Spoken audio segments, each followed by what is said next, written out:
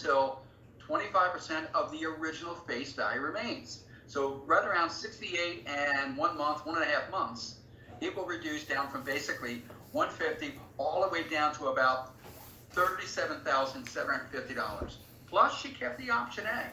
That's $2,500. That's 40 grand of free insurance for the rest of your life. It never reduces.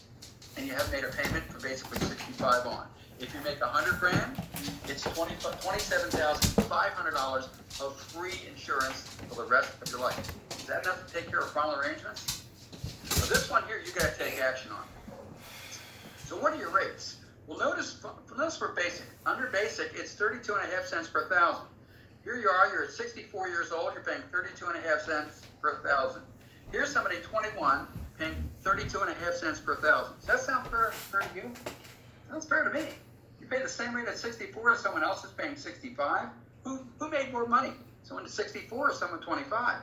You retired at a GS14 and someone 25 is coming in as GS7. You can see how how the rich get richer here. Basic is a keeper. Option A is a keeper. Yeah, it does go. Say you retire at 57, you're paying $4.33 a month, and it jumps up to $13 a month. That's beer money, pretty much. So you pay $13 a month. Then at 65, they put the money back in your pocket. The $32.50, if you were $100,000, that's $32.50 a month. They put that back in your pocket at your birthday and 2 months after. So if you're going to turn 65 in November, the following January, 2 months after November, then they put the money back in your pocket and you don't pay a dime from that point on. Option B is one. Here's where you want to have your discussion.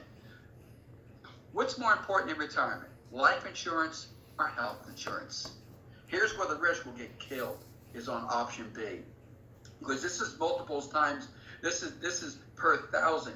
So if you had $100,000, you had multiples of 5 at age 65, that's $1.17 per thousand, and then you get 100,000. That's a $117 times 5. That's $585 a month for an insurance bill. The reason that B is so expensive, it's the insurer of last resort.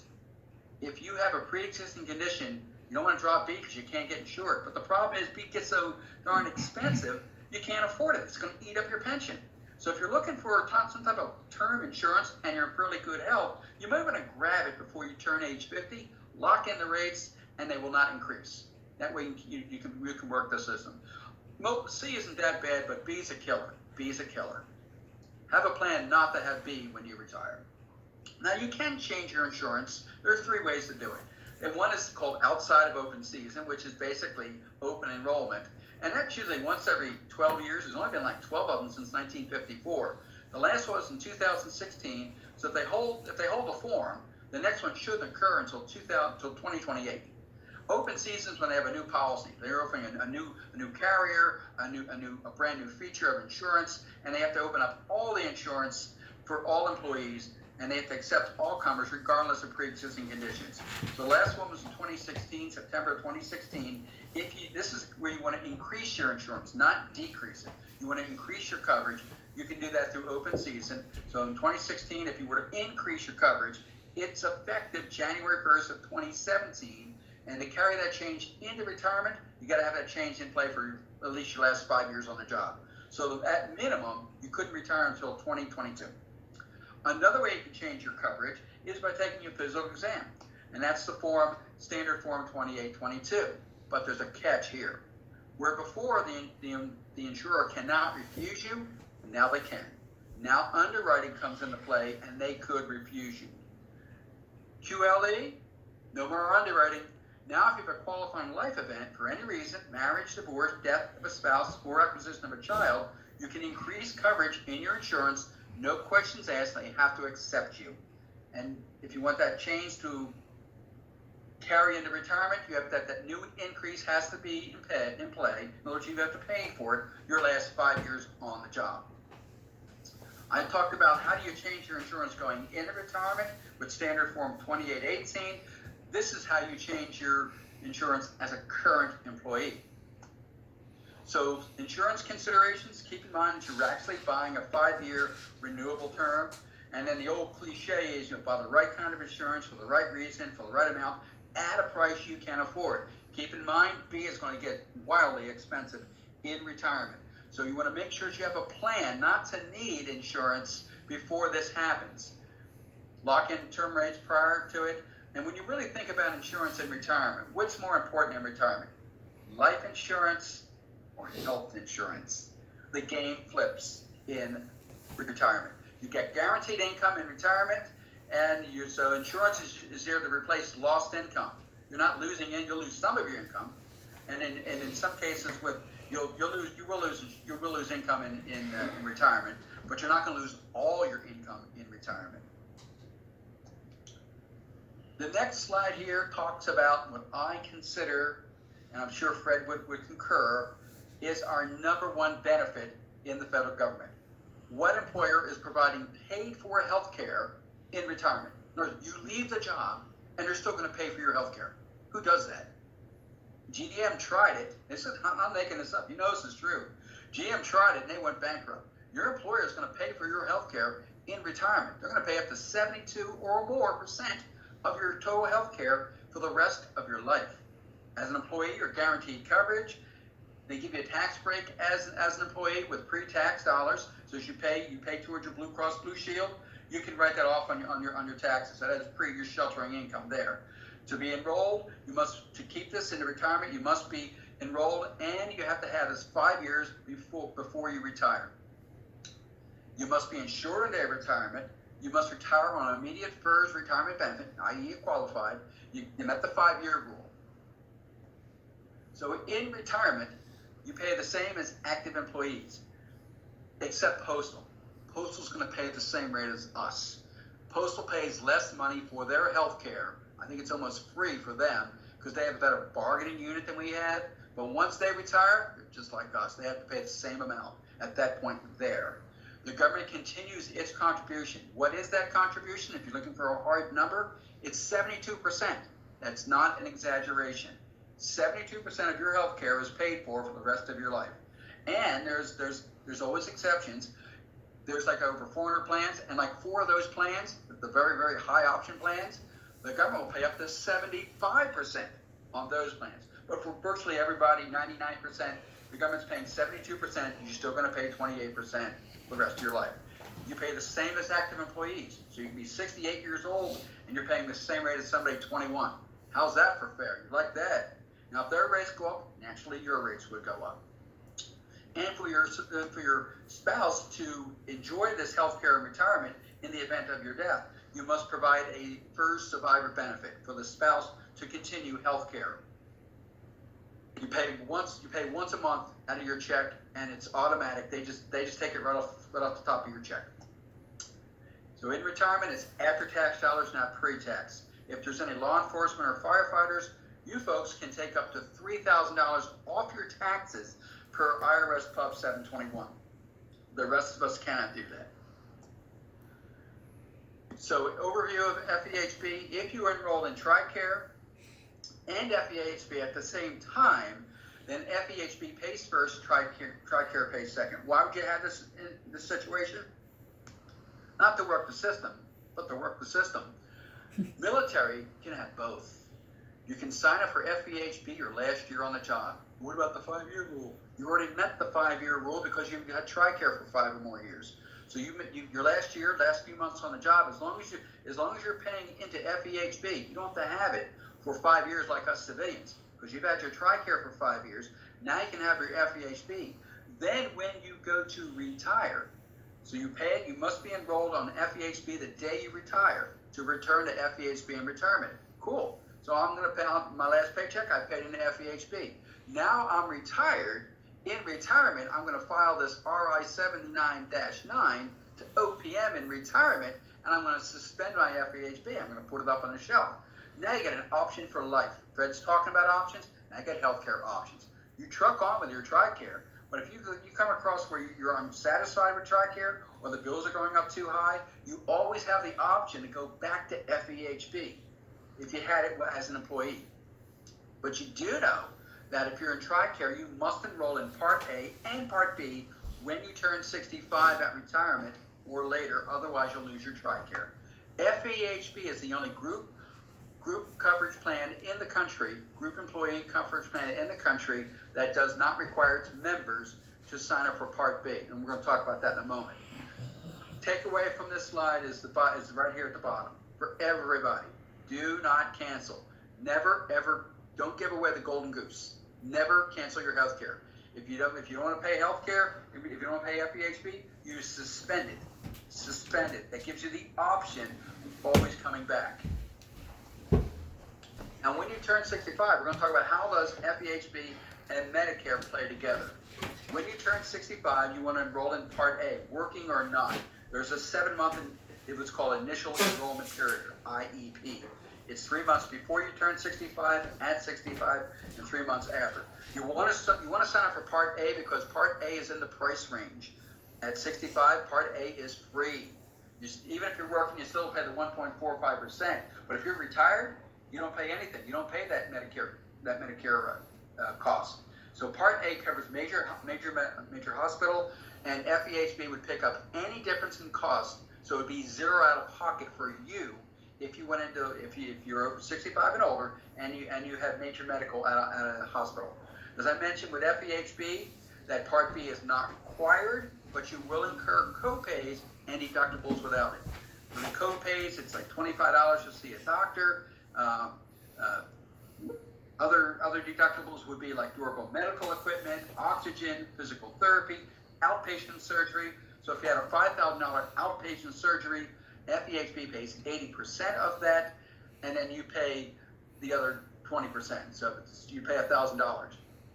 But if you do sign up for Part B, it's going to cost you $144.60.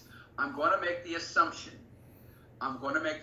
that most people from the federal government, when they retire, don't have a joint income over $170,000 a year. I'm going to make that assumption. If your income is going to be less than $170,000 a year, joint, then it's $144.60. If it's over that, then you'll pay over $200 a month. So it does substantially go more, and it goes up to like $500,000. So it really, really gets expensive.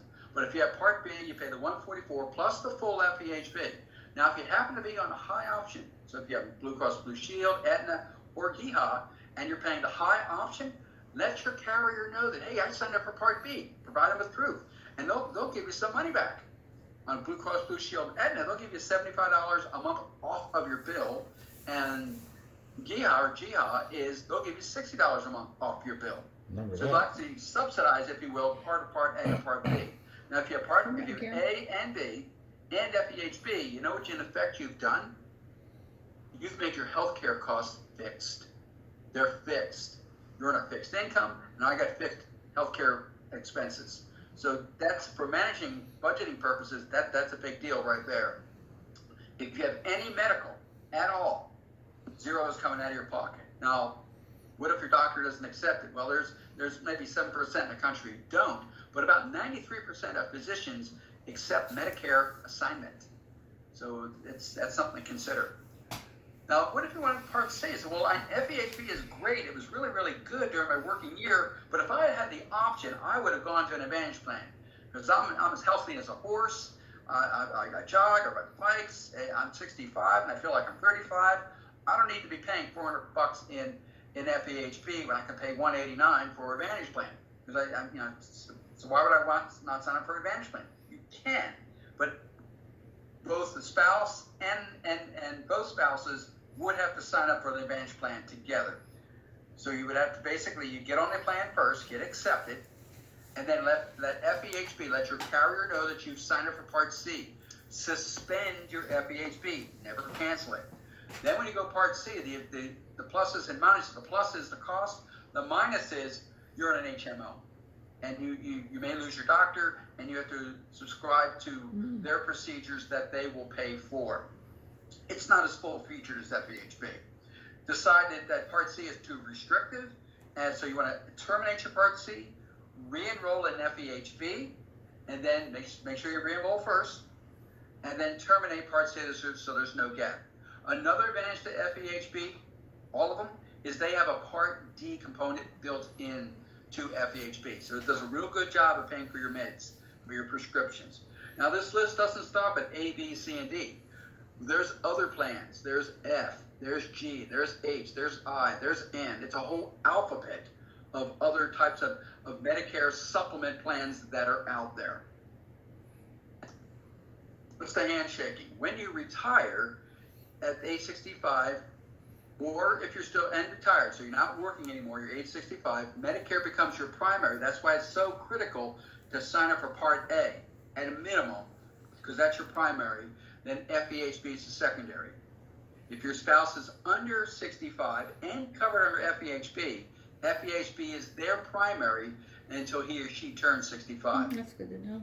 If you're still working, so 65 is the new 55, and you're still working and employed, then FEHB is the primary, Medicare is the secondary. This is important because who's going to get the bill? You don't want the primary bill going to Medicare and the secondary bill going to FEHB, because FEHB will gladly pay the secondary and Medicare will reject the primary bill, send you the bill, then you got to play referee. So just make sure that that handshaking is right. I'm going to go back to a previous slide. What if you're still working at age 65? Do I have to sign up for Part B? Because what happens in Part B if you don't sign up for at age 65 and retired? There's a 10% increase in cost for every year over age 65 and retired.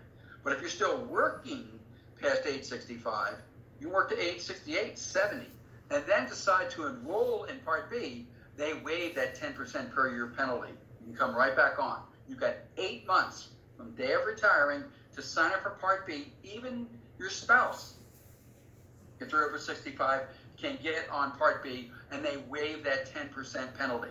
They'll treat it as if you were age 65. This October, in about 2 weeks, federal long-term care insurance plan, they're going to go from 2.0 to 3.0.